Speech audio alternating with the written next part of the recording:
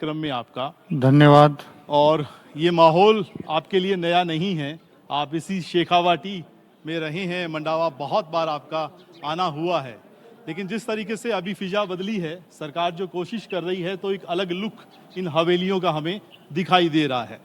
अगर हम बात करें मंडावा की, तो एक बड़ा सिल्क रूट रहा है सर, और यहाँ के जो कर्मवीर जिन्होंने बाहर काम किया लेकिन लौटकर अपनी माटी का कर्ज उतारा, और ये तमाम हवेलियाँ जो आज इस रूप में हमें दिखाई दे रही हैं, वो उसी का नतीजा है।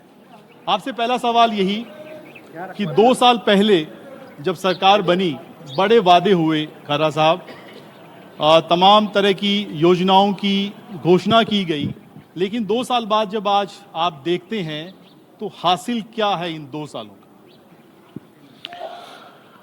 देखिए, दिसंबर 2023 में जब राजस्थान विधानसभा के चुनावों की घोषणा हुई, उससे पहले भारतीय जनता पार्टी ने अपने कार्यकर्ताओं की और आम जनता की राय से एक संकल्प पत्र जारी किया था, और उस संकल्प पत्र में जितने संकल्प लिए गए थे, उन संकल्पों में से 70% से ज़्यादा संकल्प माननीय मुख्यमंत्री जी के नेतृत्व में और माननीय प्रधानमंत्री जी के मार्गदर्शन में हम पूरे कर चुके हैं। और राजस्थान सरकार का और माननीय मुख्यमंत्री जी का एक ही सोच है कि राजस्थान में जो मूलभूत समस्याएं थी, चाहे वो जल से संबंधित हो, विद्युत से संबंधित हो, चाहे कानून व्यवस्था से संबंधित हो, और चाहे हमारे होनहार युवाओं के भविष्य के साथ पेपर चोरी और सामूहिक नकल के माध्यम से जो तुषारापात हुआ था, उस सब में सुधार करना हमारी प्राथमिकता में था। और हमने हर क्षेत्र में उल्लेखनीय कार्य किए हैं। जहाँ तक जल से संबंधित बात है, लंबे समय से हमारी ARCP जो लंबित थी, राज्य सरकार का 1 साल का कार्यकाल जब पूर्ण हुआ, आदरणीय प्रधानमंत्री जी के हाथों राम जल सेतु के नाम से उसका शिलान्यास किया गया। और शिलान्यास ही नहीं किया गया, उसके कामों के कार्यादेश जारी कर तेजी से कार्य को प्रगतिरत किया गया। इसके अलावा हरियाणा के साथ हमारा यमुना जल का जो समझौता था, जो विशेष रूप से शेखावाटी क्षेत्र के लिए था, लंबे समय से लंबित था, आदरणीय प्रधानमंत्री जी के निर्देशन में केंद्रीय जल शक्ति मंत्री जी ने हरियाणा और राजस्थान के माननीय मुख्यमंत्रियों को एक जगह बिठाकर दोबारा समझौता पत्रों पर हस्ताक्षर करवाए। दोनों राज्यों ने अपने अपने टास्क फोर्स बनाई DPR के लिए, और दोनों राज्यों की DPR तैयार हो गई। अब हरियाणा और राजस्थान की संयुक्त टीम बनाकर उस DPR को अंतिम रूप देने का काम चल रहा है। लेकिन खर्रा साहब, कांग्रेस कह रही है कि 70% वादे पूरे नहीं हुए, बल्कि 70% धोखे हैं ये। वो तो एक तरीके से सार्वजनिक मंच पे बहस करने के लिए तैयार हैं। आपके क्षेत्र से आते हैं गोविंद सिंह डोटासरा जी। हमने खुले मन से बहुत साफ शब्दों में, चाहे हमारे माननीय मुख्यमंत्री जी हों, चाहे हमारे मंत्रिमंडल के बाकी माननीय साथी हों, और चाहे हमारे पार्टी के अन्य वरिष्ठ नेता हों, हम सब ने खुले रूप में ये कहा कि वो जब चाहें, जहां चाहें, जिस समय चाहें, जिस तिथि को चाहें बहस के लिए आ सकते हैं। और अगर वो सकारात्मक रूप से बहस करना चाहें तो हम सब मिलकर तैयार हैं। वो जिस किसी के साथ भी बहस करना चाहें कर लें। समय, स्थान, तारीख वही मांग रहे हैं, तो क्या ये माना जाए कि NDTV का एक मंच बन सकता है इस बहस के लिए? वो उनकी मर्जी पे निर्भर करता है। वो जहां चाहें, आप जब तैयार चाहें, जब जिस तिथि को चाहें, जिस समय पे चाहें, हम पूर्ण रूप से तैयार हैं। वो जिस मंच का उपयोग करना चाहें, हम उस मंच पर बैठकर बहस करने को तैयार। आप 2 साल के कामकाज की बात कर रहे हैं। पहली बार विधायक बने, भजनलाल शर्मा मुख्यमंत्री बने, आप मंत्रिमंडल का हिस्सा हैं। उनकी कार्यशैली की बात करें, जिस तरह से वो फैसले ले रहे हैं, कैसा अनुभव रहा है उनके साथ आपका? देखिए, माननीय भजनलाल जी शर्मा सरपंच से लेकर पार्टी के पदाधिकारी के रूप में प्रदेश के चप्पे चप्पे से वाकिफ हैं। पार्टी के प्रदेश महामंत्री के रूप में पूरे प्रदेश के कार्यकर्ताओं के साथ और आमजन के साथ उनका जीवन संपर्क रहा है और उसी का सुखद परिणाम है कि उन्हें राजस्थान की हर समस्या के बारे में मूलभूत जानकारियां हैं और उसी जानकारी के कारण वो हर मामले में एक सटीक निर्णय लेने में सक्षमता प्राप्त करते हैं। काम करने का पूरा स्पेस देते हैं। बिल्कुल, उनका केवल और केवल मात्र एक लक्ष्य है माननीय प्रधानमंत्री जी के मार्गदर्शन में, निर्देशन में, कि 2023 से 2028 के कालखंड में राजस्थान विकासशील राजस्थान से विकसित राजस्थान के रूप में परिणत हो। एक बड़ा मुद्दा अरावली का चल रहा है, हालांकि आपके डिपार्टमेंट से जुड़ा हुआ नहीं है, लेकिन जिस तरह से सियासी जंग है कांग्रेस और भाजपा के बीच, अपने अपने आरोप हैं, प्रत्यारोप हैं, सही स्टैंड क्या है सरकार का आज की तारीख में? देखिए, अरावली पर्वत श्रृंखला को लेकर माननीय सर्वोच्च न्यायालय के जो निर्णय और निर्देश हैं, उसके बाद हमारे भारत सरकार के वन एवं पर्यावरण मंत्री माननीय भूपेंद्र जी यादव साहब ने, हमारे माननीय मुख्यमंत्री भजनलाल जी शर्मा ने पूरी वस्तु स्थिति अच्छी तरह से स्पष्ट कर दी है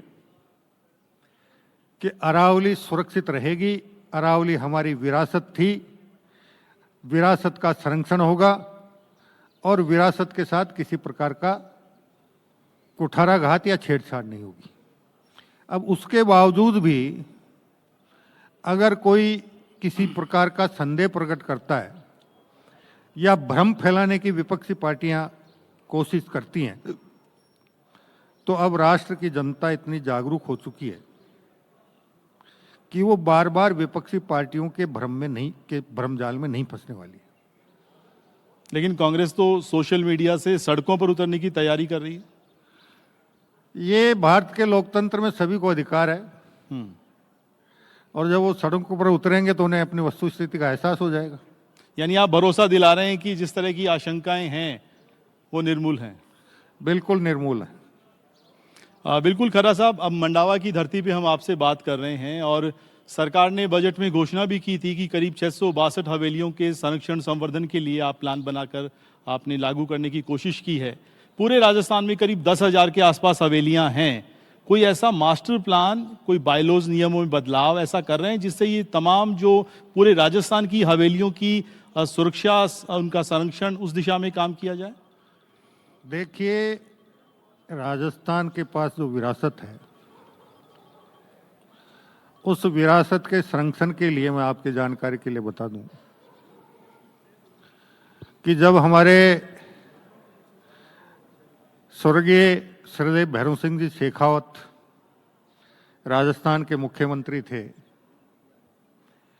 उन्होंने बड़ी विरासतों को सहेजने के लिए उन्हें हेरिटेज के रूप में संरक्षित करने का एक कार्य योजना बनाई थी और उसी के फलस्वरूप हमारे बहुत से हेरिटेज महल और किले हेरिटेज होटलों के रूप में तब्दील हुए और उसी के साथ साथ ये मंडावा का जो आज विकास आप देख रहे हैं हेरिटेज के माध्यम से, पर्यटन की दृष्टि से, वो उसी कालखंड में शुरू हुआ था।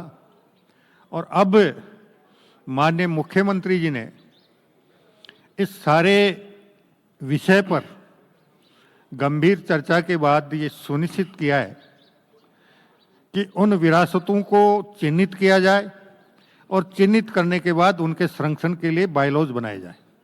बायलॉज बनाने की प्रक्रियाधीन है और जल्दी ही हम उसे मूर्त रूप देने में सक्षम। बिल्कुल, ये बहुत बड़ा कदम होगा। और खरा साहब, एक सवाल ये भी कि आपका जो डिपार्टमेंट है और आज के दौर में जिस तरह से शहरीकरण का बेतरतीब विकास हो रहा है, तो एक बड़ा चैलेंज है आपके लिए, और ख़ास तौर पे आपके डिपार्टमेंट का करप्शन जो है एक बड़ा मुद्दा रहा पिछली सरकारों में। आपने कोशिश की, कहाँ तक कामयाब हो पाए इन दोनों मोर्चों पे?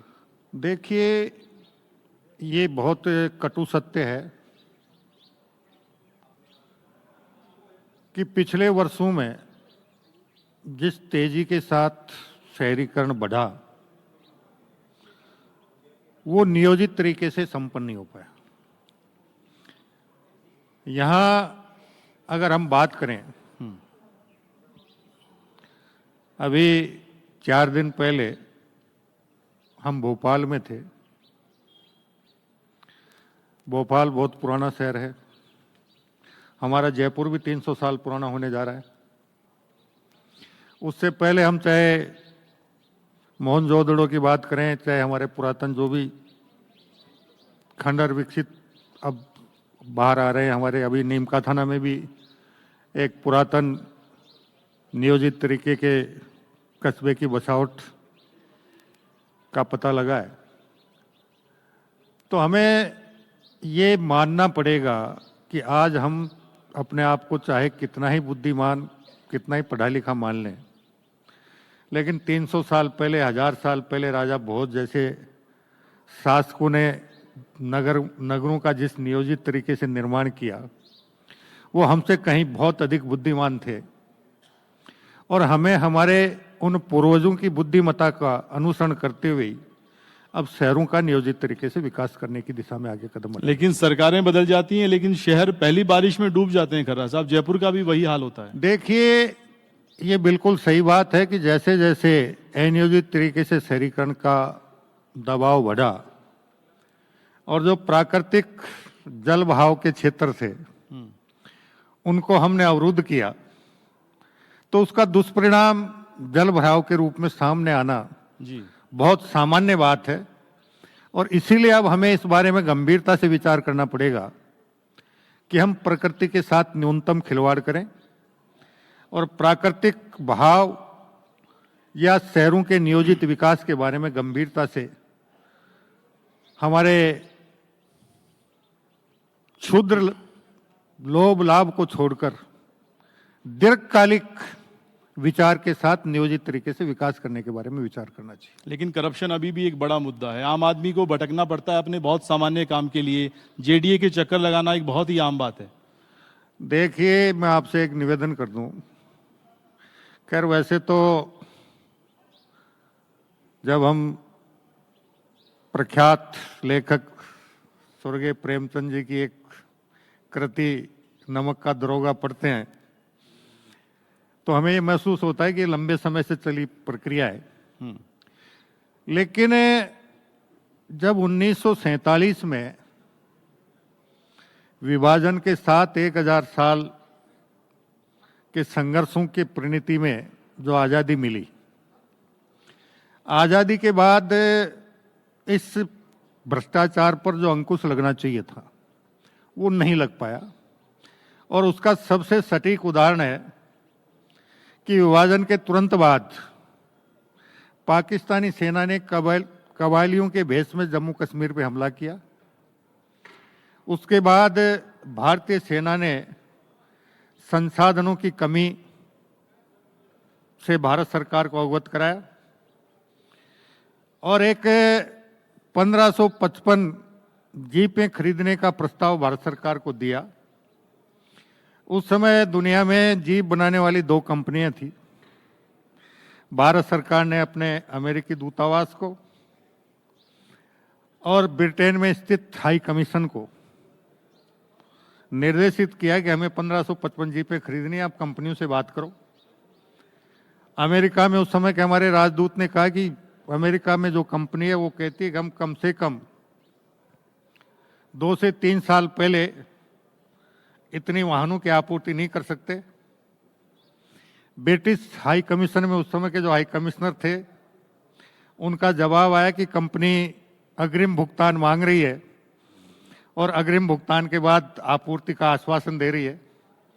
भारत सरकार ने अग्रिम भुगतान ब्रिटेन ब्रिटिश हाई कमीशन को किया और कई वर्षों तक वो जीपें भारत नहीं आ पाई। 52 के चुनाव के बाद हमारे बड़ा एक घोटाला था वो। सांसद थे, उन्होंने इस मुद्दे को लोकसभा में उठाया। लोकसभा की जांच समिति बनी। उससे पहले उस हाई कमिश्नर को वहां से हटाकर भारत बुला लिया गया और देश का दुर्भाग्य ये था कि बाद में उन्हें संसद में लाकर 1962 के भारत चीन युद्ध से पहले भारत का रक्षा मंत्री बनाया गया। उसकी जांच पूरी होती उससे पहले मुद्रा कांड हो गया। उस समय भारत के वित्त मंत्री टीटी कृष्णाचार्य थे। मुद्रा कांड का मुद्दा लोकसभा में उछला, उसकी कोई परिणति होती उससे पहले नागरवाला कांड आ गया और किसी भी कांड में कोई भी सकारात्मक जांच और निर्णय नहीं हो पाया। इस प्रकार इस भारत में आजादी के बाद लोकतंत्र की स्थापना के साथ ही आजादी के तुरंत बाद जो सरकार बनी उसने भ्रष्टाचार को संस्थागत और सरकारी संरक्षण का रूप दे दिया। लेकिन जनता ने आपको इसीलिए चूज किया और आप डेड ऑनेस्ट नेता, आपकी इमेज है और बिल्कुल, आपके रहते हुए भी आपकी डिपार्टमेंट बात में सही करप्शन है अगर और खत्म हम नहीं हो खरा सतत रूप साहब से प्रयास कर रहे हैं। जी। और मैं ये तो दावा नहीं करता कि मैंने 100% नियंत्रण कर लिया है, लेकिन हमने 60 से 70% भ्रष्टाचार पर नियंत्रण किया है और धीरे धीरे जन सहयोग मिला तो हम इसे बहुत न्यूनतम स्तर तक ले जाने में सफलता प्राप्त कर। हाल ही में सोसाइटी पट्टों पे रोक का एक बड़ा फैसला आपने लिया था, लेकिन बिना तैयारी के हुआ या फिर कोई पॉलिटिकल प्रेशर आया, आप पीछे हट गए? देखिए, मैं आपसे एक निवेदन कर दूं, हमारे यहाँ एक बड़ी प्रवृत्ति है। मैं आपको एक उदाहरण के माध्यम से समझाना चाहूंगा। सांगानेर में एक मुख्य सड़क पर अतिक्रमण का मामला था। एक दिन मेरे पास लगभग 200 लोगों का डेलीगेशन आया और उन्होंने कहा, साहब हमें बड़ी तकलीफ होती है, इस अतिक्रमण को हटवाया जाना चाहिए। हमने मुख्यमंत्री से भी चर्चा की, अधिकारियों से चर्चा की और अतिक्रमण हटाने का निर्णय लेकर अतिक्रमण हटाने की कार्रवाई शुरू की। जी। अतिक्रमण हटाने की कार्रवाई शुरू हुई तो लगभग 250 लोगों का विरोध प्रदर्शन वहां शुरू हुआ। मैंने उसके वीडियो और फोटो मंगाए तो मेरे पास जो 200 लोग अतिक्रमण का विरोध करने आए थे उसमें से 125 से 150 लोग उस अतिक्रमण हटाने के विरोध वाले प्रदर्शन में शामिल थे। तो कई बार हमारे लिए ऐसी संकट की स्थितियां बन जाती हैं और वो जनता द्वारा ही निर्मित की जाती हैं कि हम भी असमंजस में पड़ जाते हैं कि अब हमें क्या करना चाहिए। लेकिन बड़ा लेकिन ऐतिहासिक फिर भी- फैसला होता अगर आप उसे लागू फिर भी हमने तय किया कि चाहे कितना ही विरोध आए अतिक्रमण हटके रहेगा और हमने उस अतिक्रमण को हटाया। और उसके बाद उनमें से जो 5-10 लोग प्रमुख थे उनसे मैंने व्यक्तिगत मुलाकात करके ये भी चर्चा की कि आप उस दिन मेरे पास अतिक्रमण हटाने का प्रस्ताव लेकर आए थे और जब अतिक्रमण हट रहा था उस दिन आप अतिक्रमण का विरोध के प्रदर्शन में शामिल थे, कारण क्या था? तो उनका जो तत्कालिक लाभ का एक कारण उन्होंने बताया। अब मैं उसे सार्वजनिक करूंगा तो बहुत ज्यादा ठीक नहीं रहेगा। सोसाइटी पट्टों को लेकर फिर से पुनर्विचार करने का मन है? देखिए, सोसाइटी जितने भी गृह निर्माण सहकारी समितियां हैं 1998 में उन पर नए पट्टे जारी करने पर रोक लगा दी गई थी। जी। लेकिन ये भी एक कटु सत्य है कि 1998-99 के बाद भी सैकड़ों हजारों की संख्या में पट्टे जारी हो रहे हैं और अभी पिछले 2 साल में सैकड़ों प्रकरण मेरे सामने इस प्रकार के है कि अब जयपुर में इस तरह के गिरोह बन गए हैं जो गृह निर्माण सहकारी समितियों से एक एक प्लॉट पर 2-2, 3-3 पट्टे जारी करवाते हैं और फिर जो व्यक्ति थोड़ा कमजोर दिखाई देता है उसके मकान पर, प्लाट पर जाकर कहते हैं कि हमारे पास पट्टा है, आप इसे छोड़कर चले जाइए।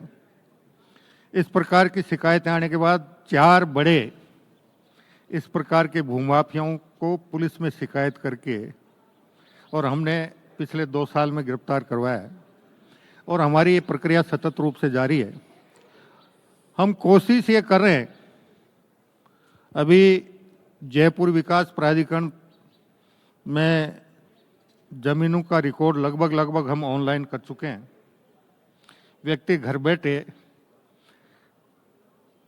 जयपुर विकास प्राधिकरण द्वारा जितनी अनुमोदित कॉलोनियां हैं उसके एक एक प्लॉट के बारे में घर बैठे जानकारी ले सकते हैं कि वो किसके आज की तारीख में उसका स्टेटस रिकॉर्ड में क्या है। बिल्कुल वो एक महत्वपूर्ण प्रक्रिया आपने शुरू की, लेकिन कितना खरा साहब, वन क्षेत्रफल है। स्टेट वन इलेक्शन के मामले में सरकार फेल रही है, नहीं हो पाए इलेक्शन अभी तक। देखिए, हम बिल्कुल फेल नहीं हुए।